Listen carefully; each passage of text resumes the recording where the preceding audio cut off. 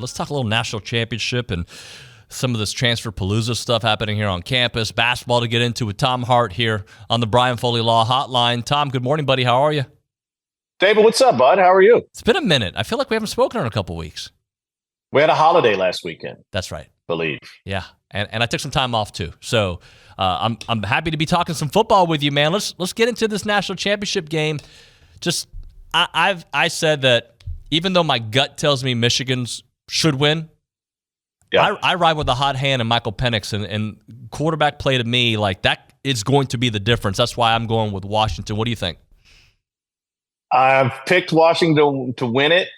In my heart, I want Washington to win it. I want Michael Penix to have a major performance tonight. In my head, it's telling me that everything that Michigan does matches up really well with Washington. Now, I could draw out a ton of scenarios for you that would play to Washington's advantage, but they need to build an early lead, number one. I don't think Michigan's much of a comeback team, and Washington obviously has the offensive potential to do that.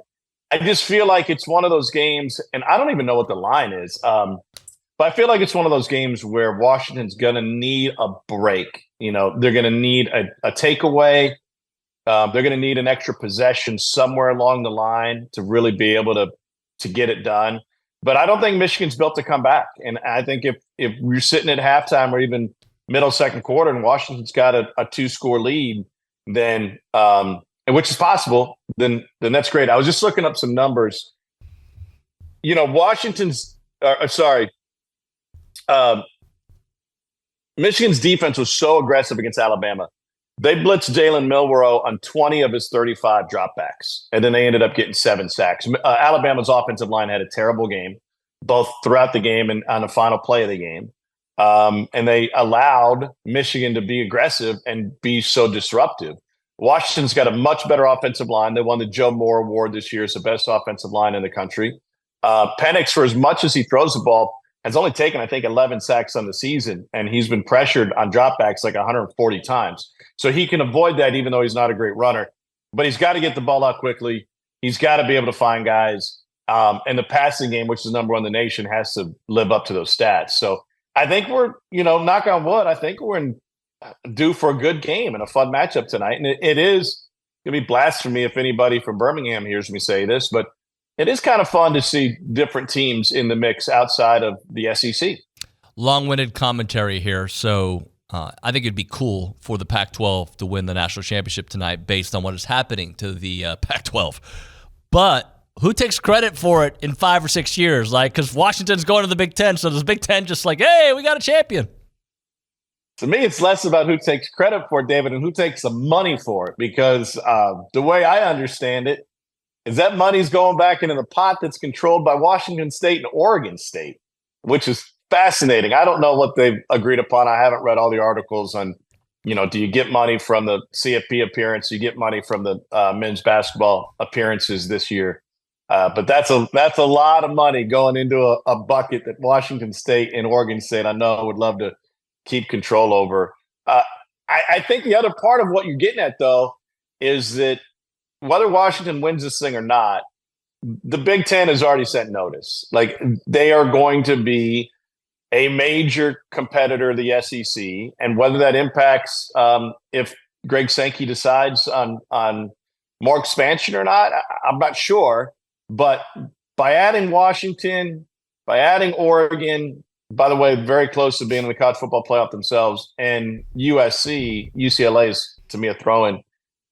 Golly. I mean, they're just adding a lot more firepower already. And I guess Michigan's level of success will be determined by whether or not Jim Harbaugh decides to come back and face the music, or to take the money and run off to the NFL, whether that's the Bears or the Patriots or, wherever he could end up. The NFL is known to be a copycat league, and college football's got a little bit of that as well. I think the Kalen DeBoer story is just – we're going to see more of it. I think it's great to see these coaches that are coming from lower level or lower looked at conferences and teams and doing – this guy, all he does, wherever he goes, he wins. And I think that could be a model we see kind of at other places moving forward. Yeah, I think it's hard. It's been hard for athletic directors to win the press conference, right? and even before the press conference, to convince their boosters, this is the guy that we need to invest in. People who are investing that kind of money, whether it's the university themselves or coming from private funds, they want to see someone that has shown results. And it's really been hard over the years to try to translate. Well, he had this success at NAIA Sioux Falls. I first came across Kalen when he was coordinator at Indiana, and they had Penix back then, by the way, although he had been banged up and injured just about every year. And he struck me as a guy that doesn't really get bothered by much or wowed by much. Like, are you going through the bus rides of NAIA? Like, you don't want for much, right? You just want to coach ball and win games. But to me, the secret to his success is the guys on his staff, both coordinators especially and others. Their guys have been with him forever. Back to those days riding vans around NAIA to try and win football games. So when Alabama came calling on his offensive coordinator this offseason, not only was he loyal to Kalen, but they had previously devised a system where those guys are getting paid a ton of money at the University of Washington, probably more so than most people would expect. So they were almost impossible to pry away from. Saban couldn't get his OC. He stays there, directs the number one passing offense in the country. And who knows? Their former AD is now at USC. I think they're pretty happy at Washington, but that staff as a whole will be in demand if there's other high-profile openings. How does the tonight change what Jim Harbaugh does, or does it? I mean, if they win a national championship, is he more inclined to stay or is he more inclined to leave, and vice versa? I don't know. Is he going to be more likely to wear khakis tomorrow? If they win or lose tonight? He's an enigma, man. He's an odd cat. He really is. I think what's lost on it, and what's unfortunate about, I'm just throwing a dart here. I don't know if this will land the way I'm trying to say it, but he strikes me as, and I think the casual fan goes, man, that guy loves ball. Like, all he wants to do is coach ball and coach players and recruit players and build them into young men and send them out on their way. Yet he's under investigation for cheating in two different ways. Currently under investigation as he plays for a national championship. And everybody, rightfully so, threw Arizona State under the bus when they were recruiting during the pandemic and hosting kids on campus. And it cost Herm Edwards his job. A lot of people looked at what Herm Edwards did and went, see, that guy had no business running a college program. And Michigan, turns out, was doing the same thing. That's why he was suspended by the school at the beginning of the season. That was before any of the sign stealing stuff and the advanced scouting stuff with Connor Stallions.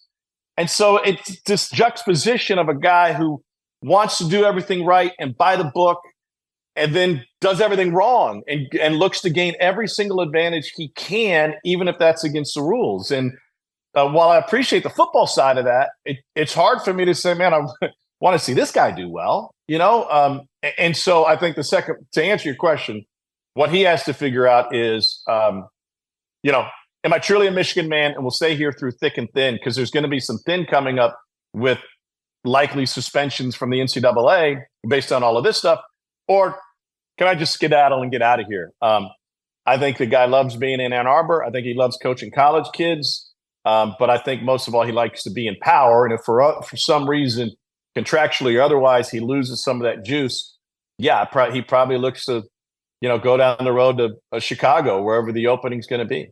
What about the ripple effects? Let's just say he does take off for the NFL. What happens to Michigan, and who do they go after, and what does that do for that program? Because it's kind of late in the game. Well, it's very late in the game. So who's the best head coach out there that you could pay to come in and try to win another Big Ten title and make it back to a national championship game? He's the guy you're playing against tonight. It's Kalen DeBoer, right? That's the one you would go after, with Washington going through transition and the previous athletic director already down in Los Angeles. So that would, but you also have a qualified and proven assistant who stepped in for him while he was gone in his offensive coordinator. So I think that would be the first look for Michigan. But that is that's like a turnover at a Fortune 100 company, man. That if he indeed leaves and walks out right after a national championship run, that is a huge hole that they need to fill ASAP. Tom, I had an opening monologue. I call it a monologue. That I was like, I used to hate the transfer portal because all I saw was people leave. This weekend, I'm looking at A&M, dude. I don't know if you can see this is just, well, half of that is what committed this weekend, right? Like, they had an incredible weekend of guys committing. And look, some of the dudes, I don't know their names, but I got to assume that they're recruiting at the same level that they do for high school kids at college. Just because they come from a smaller school does not necessarily mean these guys are not ballers. We've seen it at Ole Miss. We've seen it at other places. Just finally, I kind of like the portal. I'll just give it to you from that point that it is a weird thing. I don't like what it means, but when it helps me, I'm like, okay, I'm all right with it. Yeah, that's the most fan thing I've ever heard you say, ever. And I'll give you a quick example. I was back in Columbia, Missouri when they were playing in the Cotton Bowl and went out to watch the game with some buddies. And these guys are fans, but they're just fans, right? I mean, they don't have stake in it. They don't, besides maybe season tickets or whatever, but they don't know the industry really. They just know what happens underneath it. And I think they're very average in that respect. And I said, at what point does NIL turn you off? Meaning, if Luther Burden, for example, how much would he have to make for you to be turned off by his income? And this guy looked at me and goes, are you kidding? Dude got us to the Cotton Bowl. We beat Ohio State. I don't care. Give him everything. Give him $5 million. Fans, and it's easy to see how we've gotten to this point, they just want to see the results. They just want to see the W's. And you can piece it together by saying, okay, we've got a better recruiting class. Hey, Elko's getting it done in the portal era. My concern, bigger picture, is, I see basketball especially. You see this. I had a kid a couple of weeks ago who's at his 5th different school in 5 years, and I just wonder what value they're getting out of the sport besides the immediate, sometimes literal pay. Like, what relationships are you building? What foundation are you building? What are you learning? What are you being taught outside of X's and O's by somebody who wants what's best for you? Or is it always best to move? I mean, people these days change jobs more often than our parents did. I get that. So I think there's a fine line. And now, as far as guys coming from smaller schools, there's a lot of coaches out there. I've got A&M and Auburn tomorrow night, and I was just talking with Bruce Pearl about this. He's like, listen, I want the guy from the lower level school who was maybe missed on and now deserves to be at this level versus the guy who's moving sideways or coming down to my program, who's going to come down with baggage or come down with a bad attitude or come down and have demands. Like, I want the kid who's earned it, who's on his way up, as opposed to on the way down. So that's what I immediately think of the smaller schools. I love what you just said there, too, because there are a couple names at other programs, too, not just at A&M, that their recruitment told me what kind of, like, the chances of them going in the portal are pretty high, right? And I hate having that opinion early, but, like, the way you handle your recruitment makes me wonder how long you're really here, or if you're more of a mercenary. Conversely, guys like Aniyah Smith, the 3-star who kind of became a star, a dude, right? Like, those guys, that's the one I'm excited about when they enter the portal. Not for Eric Musselman. Yeah, listen, you're all over it, because Eric Musselman did a study after he left Nevada when he got to Arkansas, maybe it was first or second year. He had a couple of recruits that were, very demanding when they came on their visits and, wanted to be taken to the fanciest steakhouse and stay at the fanciest hotel and charged a bunch to room service and this and that. So he called up his secretary at Nevada. They went through all the numbers, and he found a direct correlation. This is wild. In how much you spent as a recruit, you and your family spent, an inverse correlation to how productive you were as a player versus expectations, right?